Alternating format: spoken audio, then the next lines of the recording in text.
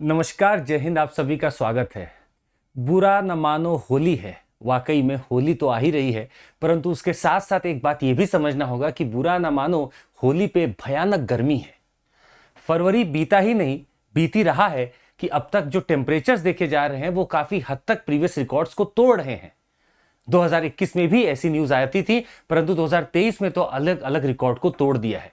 आइए समझने की कोशिश करते हैं कि जो भारत के नॉर्दर्न पार्ट में इतनी गर्मी बन रही है या मैक्सिमम टेम्परेचर जो बहुत ज्यादा जा रहा है, उसके पीछे क्या जिम्मेदार है। आप सभी का स्वागत है इस सेशन में। This is Chandramouli in front of you. Let's discuss the parameters and have an analysis why the temperature is soaring in the northern part of the country. खैर, आप नॉर्दर्न पार्ट को देखने की कोशिश करेंगे। हम आपको बता दें कि पूरे धरती ही बेक कर रही है।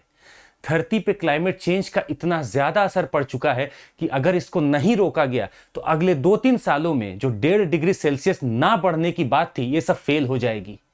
खैर, साइंटिस्ट ने तो ये मान ही लिया था कि 1.5 डिग्री सेल्सियस जो राइज होना है वो तो हो के रहेगा। अब हम इसको कहीं ना कहीं 2 के नीचे रोक लें, पर फिर भी एफर्ट्स कम लगते हैं।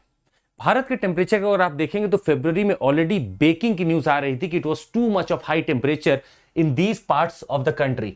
आप भले ही एनसीआर की बात करें, राजस्थान हो, गुजरात हो, ये पूरा ही जो पार्ट है आपका वेस्टर्न यूपी है, टेम्परेचर्स बहुत ज्यादा यहां पर रिकॉर्ड किए जा रहे थे। इसके रीजंस क्या हैं, आइए समझते हैं। पहली अगर बात की जाए तो अब समय आ गया है बाय बाय करने का ला नीना को।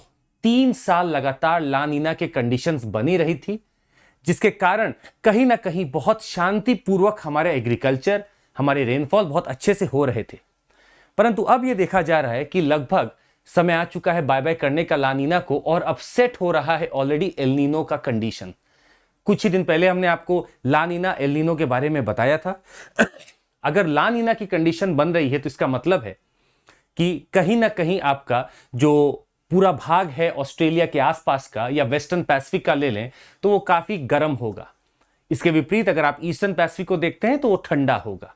पर जब एल नीनो के कंडीशंस बनते हैं तो आपके जो वेस्टर्न पैसिफिक है वो गर्म होने लगता है, और जो ईस्टर्न पैसिफिक है वो आपका कहीं ना कहीं, या जो आपका वेस्टर्न पैसिफिक है, इससे गर्मी इस तरफ चलती है ईस्टर्न पैसिफिक की तरफ, ये ठंडा होता है वेस्टर्न पैसिफिक, और ईस्टर्न पैसिफिक आपका गर्म होने लगता है। इसी सीसॉ को कहा जाता है ENSO, the El Nino southern oscillation.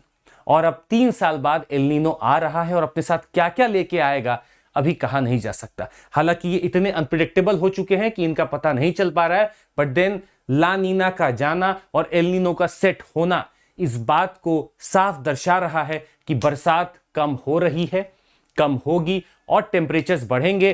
Drought like conditions बढ़ रहे हैं, ड्राइनेस बढ़ेगी। क्योंकि अगर वेस्टर्न भाग में पैसिफिक के अगर आपका हाई प्रेशर बनता है तो भारत पे मॉनसून पे असर पड़ता है। इसको अगर आप समझना चाहें तो थोड़ा सा आप और समय दीजिएगा हमें। ये मैप में आप देख सकते हैं, अगर इस भाग में गर्म पानी है तो ये नॉर्मल ईयर है। अगर इस भाग में वेस्टर्न पैसिफिक में ज्यादा गर्म पानी है तो ला नीना का कंडीशन बना हुआ है।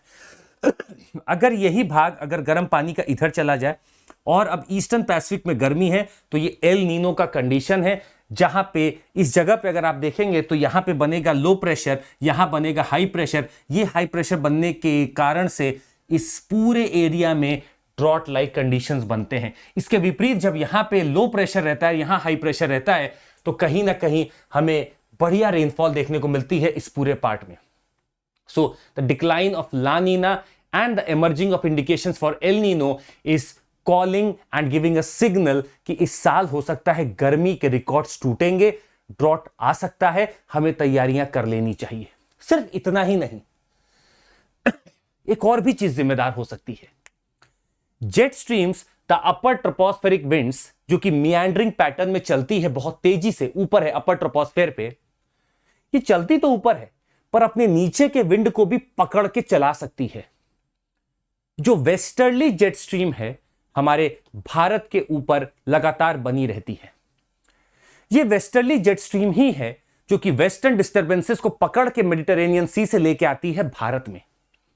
यह वही जेट स्ट्रीम है जो अगर कोई लूप बना दे तो वहां पे हीट वेव कंडीशन बनते हैं या एयर ट्रैप हो सकती है। मान लीजिए ऊपर से जेट स्ट्रीम ऐसे बह रही है बहुत तेजी से, और इसने अपना एक लूप बना लिया है जिसके तहत इस भाग में अब जो एयर ऊपर उठेगी वो ऊपर उठ के पार नहीं कर पाएगी। अगर ऐसा हो रहा है तो यहां पे लगभग एक अलग प्रेशर एरिया बनता है, एक हाई प्रेशर एरिया बनता है। तो सबसे पहले आप याद रखें कि जो अपर लेवल की वेस्टर्ली जेट स्ट्रीम है, ये कहीं ना कहीं ड्राइव कर रही है लोअर लेवल विंड को और अरेबियन सी की गर्मी को, डेजर्ट कंडीशंस की गर्मी को भारत में और अंदर तक फैला रही है। इसीलिए टेम्परेचर फिलहाल के तौर पे हमें हाई दिख रहे हैं। So are the jet streams responsible for this? Yes. इसमें एक और चीज समझने की है कि वेस्टर्न डिस्टर्बेंसेस इस बार के बड़े कमजोर लगे। और जब वेस्टर्न डिस्टर्बेंसेस कमजोर रहते हैं, वेस्टर्न डिस्टर्बेंसेस क्या होते हैं? ये वो डिस्टर्बेंसेस हैं जो कि मेडिटेरेनियन सी में उठते हैं और वहां से इतना दूर चल के ये भारत में आते हैं, भारत में बरसात करते हैं इस पूरे नॉर्दर्न भाग में। परंतु इस बार जो इनके आने का सिलसिला था बड़ा कम था। आप देखेंगे अपने ठंडक के कारण या ठंडक के सीजन में जो आपके कोल्ड विंटर सीजन होता है उसमें बरसात भी दिसंबर जनवरी में देखने को मिलती है, इस बार कम देखने को मिली होगी क्योंकि वेस्टर्न डिस्टर्बेंसेस कहीं ना कहीं कमजोर थे। If the western disturbances are weak, इसका मतलब है कि टेम्परेचर ऑलरेडी बढ़ने लगा था पहले से ही। वेस्टर्न डिस्टर्बेंसेस क्यों थे? जेट स्ट्रीम तो थी वहां पे हमेशा, पर यहां पे डिस्टर्बेंसेस बन ही नहीं रहे थे, और डिस्टर्बेंस बन भी रहे थे तो पहले इसी एरिया में खत्म हो जा रहे थे, यहां तक आ नहीं पा रहे थे। यह दूसरा बड़ा रीजन है वेस्टर्न डिस्टर्बेंसेस का कमजोर होना, हमारे लिए टेम्परेचर का बढ़ना बहुत जल्दी हो सकता है। तीसरा कारण, द एंटी साइक्लोनिक कंडीशंस, या इसको अगर आप हाई प्रेशर सिस्टम कहें। जहां पे भी हाई प्रेशर सिस्टम रहेगा वहां पे हवाएं ऊपर की तरफ नहीं उठ पाएंगी, सिंक करती हैं। जहां पे लो प्रेशर रहेगा हवाएं ऊपर उठेंगी, जहां पे हाई प्रेशर रहेगा हवाएं डिसेंड करेंगी।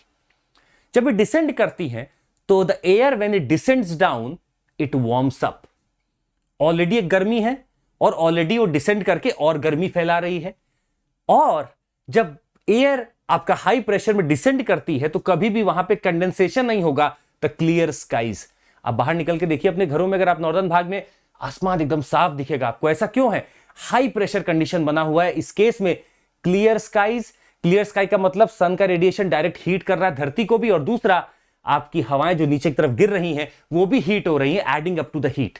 ये दोनों रीजन जिम्मेदार है कि कहीं ना कहीं फरवरी के महीने में टेम्परेचर अच्छा खासा रहा इस एरिया में, अच्छा खासा रहा है इस एरिया में। खैर, आपको बता दें कि ये सब चीजें तो चलती रहती हैं और एंटी साइक्लोनिक कंडीशंस भी आपके अच्छे खासे बने रहते हैं, परंतु अब क्लाइमेट चेंज के कारण बहुत कुछ बदल रहा है। एंटी साइक्लोनिक कंडीशन का मतलब एक high pressure condition, cyclonic condition का मतलब होता है low pressure centre, anti cyclone का मतलब होता है हाई प्रेशर सेंटर। ये हाई प्रेशर सेंटर आपको अरेबियन सी के आसपास दिखता है, जो कि अपनी हवाओं को अंदर की तरफ ऐसे घुमाने में सक्षम है।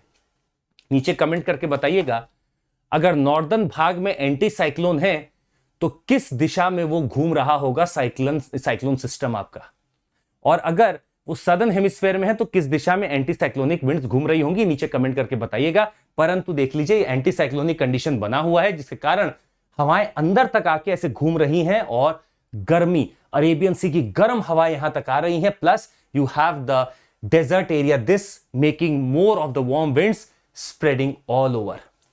और यही मेन कारण है कि इस बार फरवरी में बिल्कुल टेम्परेचर बढ़ता हुआ दिख रहा है, कहीं भी अभी रिलीफ नहीं दिख रही है। परंतु आईएमडी का एक फोरकास्ट है कि ये कुछ दिनों की बात है। अभी जो वेस्टर्न डिस्टर्बेंसेस या फिर जो आपका एक लूप बना हुआ था जेट स्ट्रीम्स का, वो अब दूर हो जाएगा धीरे धीरे, और जैसे ही वो दूर होगा शायद इससे रिलीफ मिल जाएगी। हालांकि क्लाइमेट चेंज एक वास्तविकता है, हमें आज के ही अखबार के हिसाब से अगर आप देखें तो अब मिटिगेशन नहीं, अडेप्टेशन पे ध्यान देना चाहिए। We must prepare for a drought condition maybe existing this year, heat waves condition existing this year. इन सब के लिए हमें तत्पर और तैयार रहना होगा। बहुत बहुत धन्यवाद आज के लिए, मिलते हैं अगले सेशन में। Thank you so much, take care, जय हिंद।